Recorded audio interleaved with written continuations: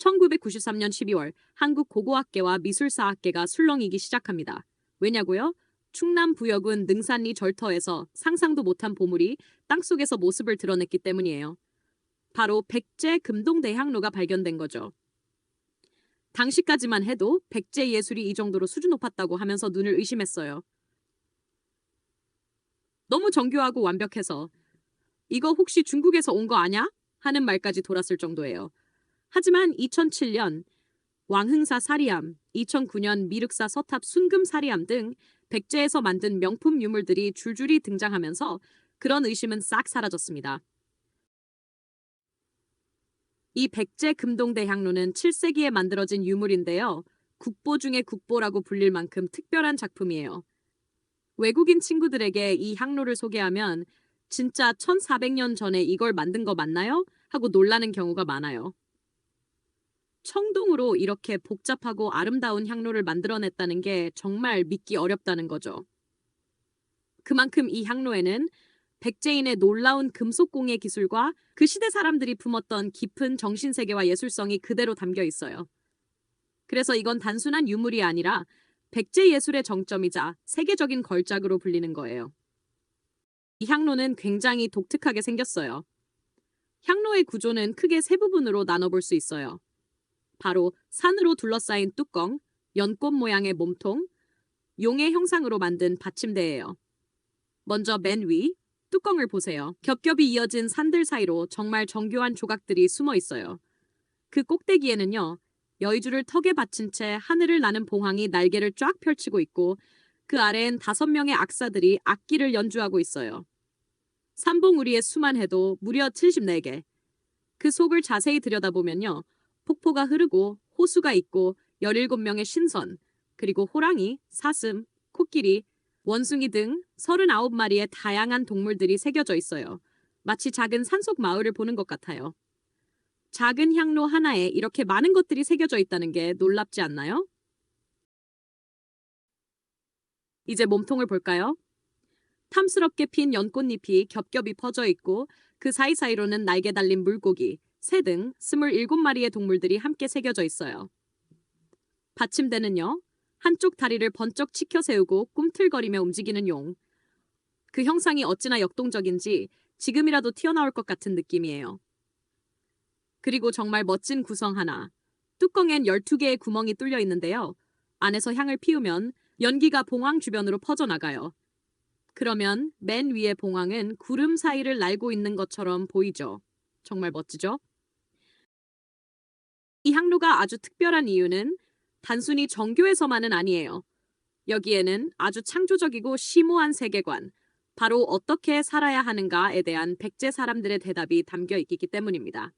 이 향로에는 우주만물, 천지창조, 그리고 백제인들이 꿈꾸던 이상향이 그려져 있어요. 자, 그럼 좀 더 자세히 살펴볼까요? 우선 받침대에 있는 용은 물의 신으로 물을 상징해요. 그리고 중간에 있는 첩첩사는 땅을, 맨 위의 봉황새는 하늘을 의미합니다. 즉, 우주 만물을 상징하고 있는 거죠. 그리고 땅을 떠받치고 있는 연꽃은 용의 입에서 피어나고 있는데요. 이는 불교의 영향으로 연화화생이라는 사상을 표현한 거예요. 연꽃에서 우주 만물이 새롭게 태어난다는 의미죠. 즉, 용의 입에서 새로운 세계가 피어나는 거예요. 천지창조가 이루어지고 있는 거죠. 그렇게 피어난 세계는 어떤 곳일까요? 이곳은 신선이 사는 도교의 이상향 박산이거나 불교의 이상세계인 수미산으로 해석되기도 해요. 어떤 방식으로 보든 여긴 백제 사람들이 꿈꿔온 이상적인 세상이었어요. 이곳에서는 하늘을 나는 봉황새를 중심으로 호랑이, 사슴, 코끼리, 사람들 모두가 함께 조화롭게 살고 있어요. 사람들은 음악을 연주하거나 낚시를 하면서 여유를 즐기고 있죠. 누구도 욕심 부리지 않고 자연과 함께 평화롭게 살아가고 있어요. 백제인들이 추구하던 조화와 평화의 철학이 담겨 있는데요. 이는 도교의 사상이 반영된 것으로도 생각해요. 도교에서는 음양의 조화를 중요하게 생각하거든요. 모든 것이 균형을 이루는 상태, 즉 하모니가 가장 이상적인 삶이라는 거죠. 백제 금동대향로가 특별한 또 하나의 이유는 바로 그 세계성입니다.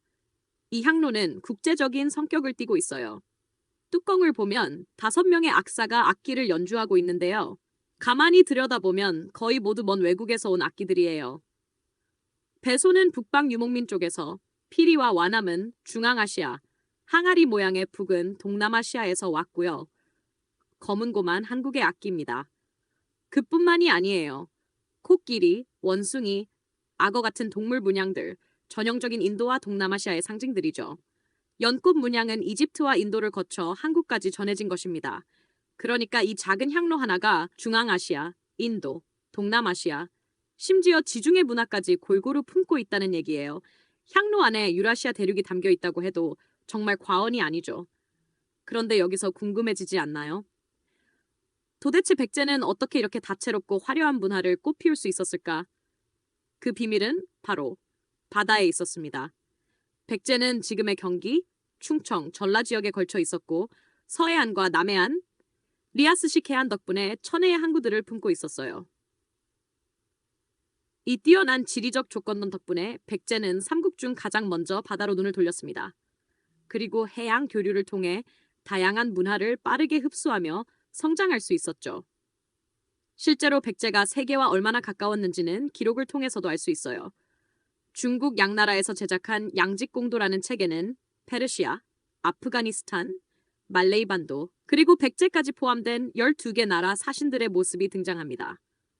이 말은 곧 백제가 국제 외교 무대에서도 활발하게 활동했다는 증거예요. 또한 백제의 고승 겸익 스님은 인도 날란다 대학에서 5년 동안 불교를 배우고 돌아왔고요. 백제 유적에선 인도, 베트남, 말레이시아에서 온 유리구슬들도 수만 점 출토되었어요. 심지어 백제는 일본에도 큰 영향을 줬습니다. 불교 사상, 건축 기술, 미술품들을 바닷길을 통해 전하면서 일본 고대 문화 형성에도 중요한 역할을 했죠. 이렇게 백제는 단순히 한반도 남쪽 나라가 아니었습니다. 바다를 통해 세계의 여러 나라들과 어깨를 나란히 했던 진정한 해상 왕국이었어요. 그리고 그 찬란한 교류와 문화의 결정체가 바로 이 향로, 백제 금동대향로인 거죠. 그런데 백제 금동대향로에는 아주 슬픈 사연이 숨어 있어요. 향로가 발견된 곳은 충남 부여의 능산리 절터인데요. 이곳은 바로 옆에 백제 왕들의 무덤, 특히 제26대 성왕의 무덤이 있다고 추정하는 능산리 고분군 근처에 있습니다. 왜 절이 무덤 옆에 있었을까요? 당시 백제에서는 왕의 무덤을 돌보고 제사를 지내기 위해 왕실에서 직접 절을 짓기도 했거든요. 이 능산리 절터도 바로 그런 왕실 사찰이 있던 곳으로 추정해요. 그 근거는 1995년에 같은 절터에서 발견된 석조사리감에서 찾아볼 수 있어요. 석조사리감이란 돌로 만든 감실을 말해요. 사리암을 보관하는 곳이에요. 이 작은 감실에는 이런 기록이 적혀 있었어요. 백제 창왕 13년 그의 누이가 사리를 공양하였다. 즉 제27대 창왕과 공주, 두 남매가 돌아가신 아버지 성왕의 명복을 빌기 위해 이 사찰을 지었다는 이야기죠. 백제의 역사로 잠깐 돌아가 볼까요? 5세기 후반, 백제는 점점 해상왕국으로서의 위상을 잃어가고 있었어요. 왜냐하면 바다로 나갈 수 있는 핵심 통로인 한강 유역을 고구려에 빼앗겼기 때문이에요. 이 위기를 극복하기 위해 성왕은 수도를 웅진에서 사비로 옮기고 불교 교단을 정비하며 왕권을 강화하고 일본에 불교를 전하면서 외교도 다졌어요. 정말 온 힘을 다해 백제 부흥을 이끌고 있었죠. 드디어 551년 신라, 가야, 외와 힘을 합쳐 고구려를 공격하고 한강 유역을 되찾습니다. 백제는 다시 날아오르는 듯했죠. 그런데 2년 뒤 신라가 갑자기 배신을 하며 한강 유역을 가로채 버렸어요. 성왕은 엄청나게 화를 내며 신하들의 반대에도 불구하고 직접 신라를 쳐들어갑니다. 그의 아들 창왕은 신라 공격을 강하게 주장하며 맨 앞에서 전쟁을 지휘했어요. 이것이 554년에서 일어난 관산성 전투예요. 그런데 이 전투에서 황당한 일이 벌어집니다.